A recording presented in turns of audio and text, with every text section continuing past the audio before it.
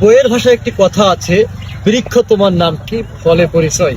তারও একটি উৎকৃষ্ট উদাহরণ কিন্তু আজকে আপনাদের দেখাবো। দর্শক দেখতে পাচ্ছেন আমার সামনে একটি বড়ই গাছ আছে।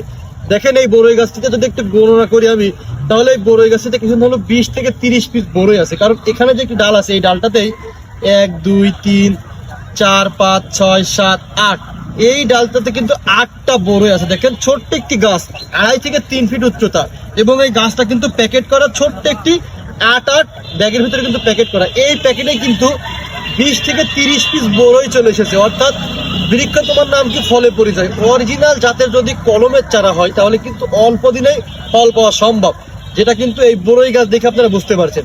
তো এই বড়ই গাছগুলো কিন্তু যদি আপনারা বড় টবে বা মাটিতে রোপণ করেন তাহলে কিন্তু এই ফলগুলোর দ্বিগুণ আসবে।